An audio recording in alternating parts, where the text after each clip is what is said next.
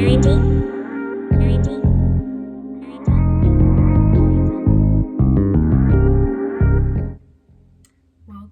and welcome back to my YouTube channel. If you're new here, please subscribe, like, share, tell a friend to tell a friend. So as you can see in the description down below, this is steps on how to apply to South Africa, well, especially for an international student. Of course, everything I'm going to be saying here is also going to be useful for citizens and residents of South Africa, but I did this video especially to help international students because they won't get universities or people going to their places like this is how you do it, but otherwise it's really just a simple 1, 2, 3 process. Okay, so without wasting much time, let's get to it. I'm just going to go step by step, and I hope I'm going to be able to explain this in the easiest way possible. So the first step is choosing your program. Obviously, if you want to go to university, you already know what you want to do, or if you're not sure about what you want to do, if you're in upper six, or if you've just finished writing your all-level subjects, just come up with a list of programs you think you want to do. Then go on the sites, like on the website of each university, and Google the program that you want to do and the subject requirements for that particular program. So this works for you if you're just reading your O levels and you want to decide what to pick for your A levels so that you can get the program you want in university. If you're doing your A levels, you've already specialized, or if you've already written your A levels, you still just get to know what you need for what program.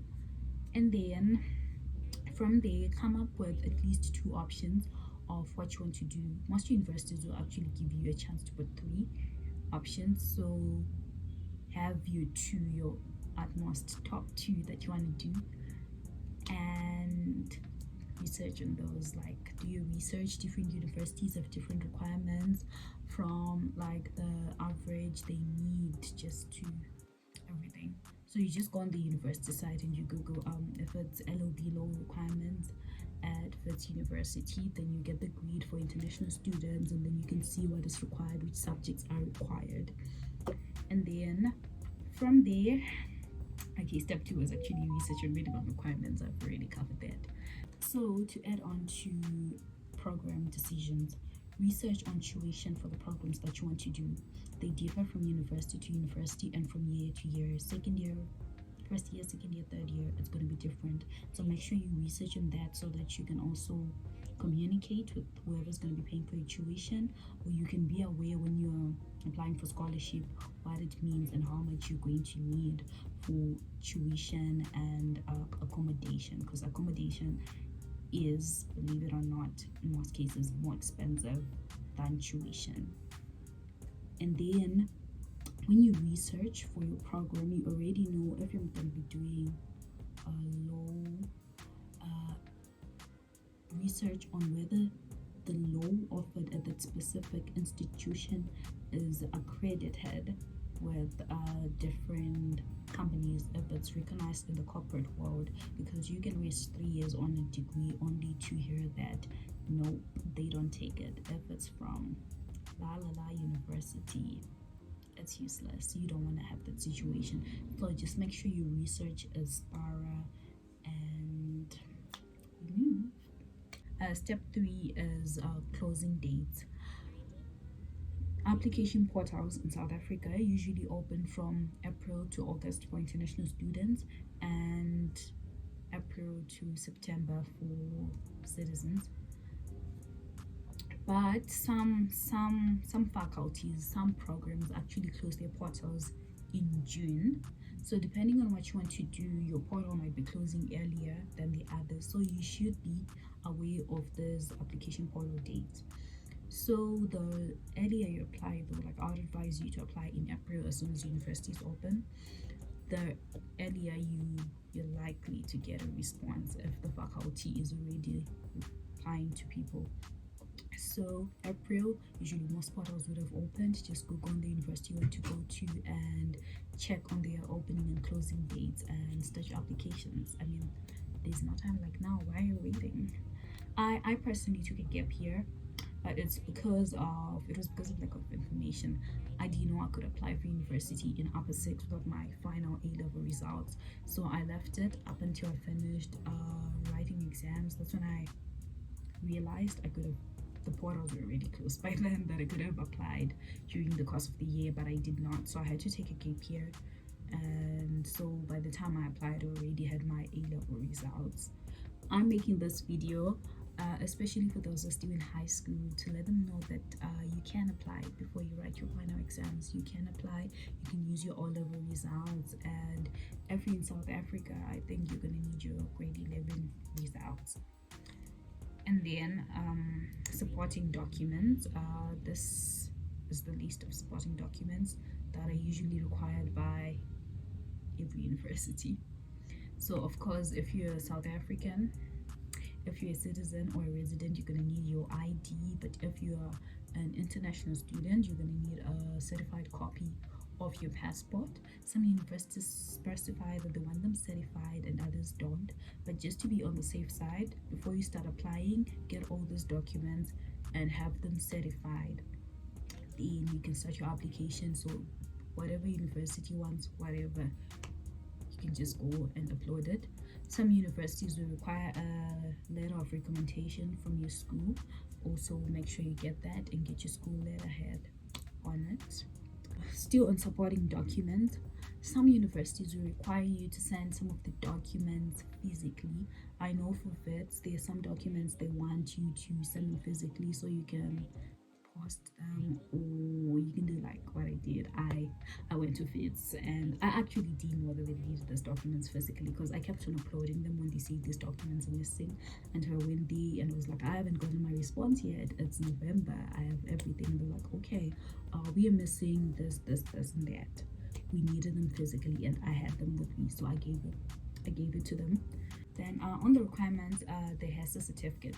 So if you've already written your A-levels like I had, you're going to need the matriculant exemption, because you wrote a foreign exam. Like, even if you're learning in South Africa and you're doing Cambridge, you're going to need to go and get your matriculant exemption. So you're going to have to go to the HESA board, Higher Education South Africa. Their offices are in Hatfield, Pretoria. Then you're going to pay a fee of, at the moment it's 660. When I first did it, it was like 510. The prices rise up every year, so better do it now. So you can do the exemption online, but they kind of have a backlog. Like, they never get back to you if you do it online. You wait till forever. But if you go there, you take something like 30 minutes and they'll process it and tell you if you qualify for the exemption. Then they'll give you a letter to say, yes, we've seen our results and everything is fine. Here is her letter of exemption, and they'll send you this, they'll email you the certificate in like 2-3 days. In my case, I didn't have my A-level results certificate. I only had the O-level certificate, so I went with the results slip and the O-level certificate, and they were like, we won't give you a certificate without the proper A-level certificate, but we'll give you a letter that you attach to your applications. The school will get them to tell them that you do qualify for exemption. And the issue with the A-level certificate and all was between me and HESA. So you have to get the matriculant exemption letter. It's a requirement, like it's a requirement for some universities, and others might not care much about it. So once you get that, you upload it with all your other documents and you're good to go. Some are going to require a proof of payment. So you can either pay online on the portal, or you can use your Visa card or MasterCard to pay for your application fees, or some of them will require a deposit slip. So I know for University of Witwatersrand, for international students, it's 700 rands application fee. For University of Pretoria, it's 300 rands. For University of Johannesburg, I think it was free. So you go do your payment and you upload your proof of statement, or you pay on the application portal and it's in the records. That's another requirement. The next step is reliable communication. You are going to need an email address that you're going to use for all of your applications, and a phone number, a reliable phone number, because some of the schools universities. Communicate using your phone number. They send text messages, and obviously most of them use emails.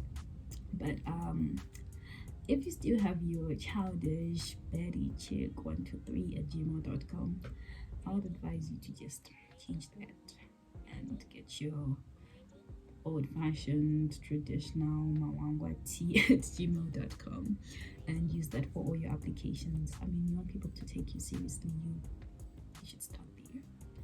Have reliable communication. It's very important because they are going to be sending you updates via email and portal usernames and passwords, which is also another thing. Remember your portal passwords. So I would advise you, when you start applying, get a notebook just for the application processes. Write down the name of each university, like you're applying to, on each page of the notebook. Write down the username, the portal password, any other passwords or communications that are important that you've heard with the school. Because if you're going to be applying to a lot of universities, you are going to have a lot of different usernames and passwords, because each school generates their whatever differently. The next step is read instructions.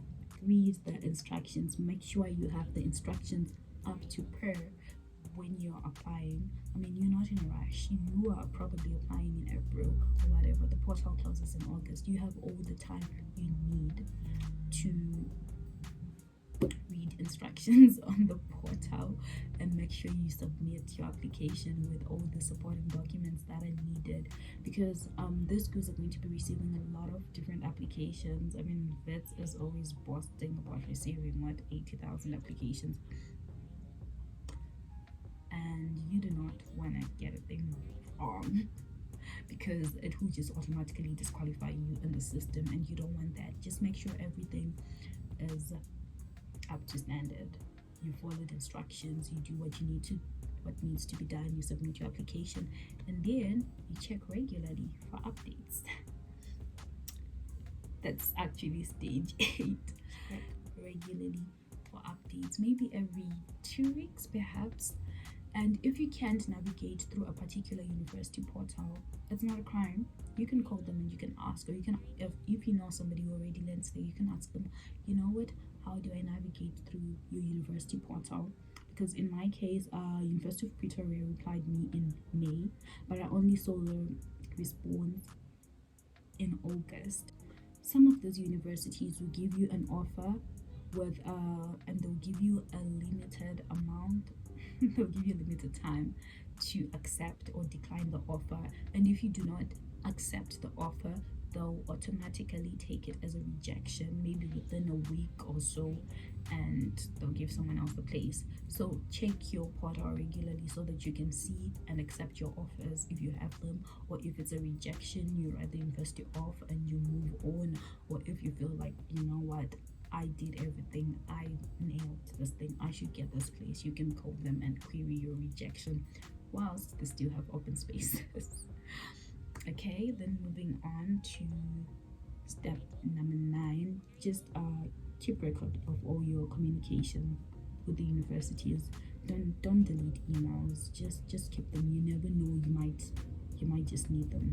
Then the next step is accommodation. Apply for accommodation. With some universities, the application form actually just as a place as you're going by, where you actually just apply for accommodation. Are you going to need accommodation, yes or no? Do you have a preference or anything? But with University of Wits specifically, it's a whole different portal that you have to go to and say apply for residence, and then you are also supposed to pay an application fee for residence. Then the next step is NBTs, National Benchmark Exams. So likewise, different schools have different requirements, and different programs also have different requirements. That's why it's important to research about your program before you start applying. So in my case, for LLB Law, which is what I'm doing, University of Pretoria, University of Joburg, and Wits, which are the only 3 I applied to, did not require me to have NBTs, so I did not write them. But I remember I I didn't apply to Stellenbosch because they needed NBTs, and by then I was just too far gone. So NBTs, it's important to know if you're going to need to write NBTs, then research the dates and locations for the NBT so that you can prepare in time and go write your exam. So with national benchmark exams, I'm going to speak for Zimbabwe.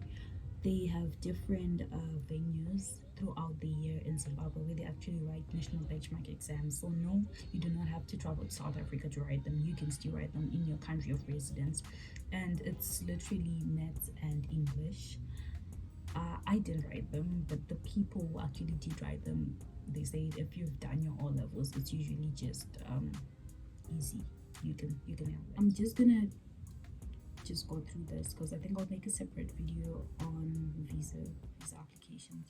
But usually the schools start responding around June, July. Some of them, depending on your faculty, they will give you provisional places or even definite places. So provisional acceptance is literally saying we have a place for you, it's secured, but you're gonna have to excel, you're gonna have to have a minimum of these marks on your final exams, and then when the results come out, you can submit them and you get your definite offer if you meet the requirements.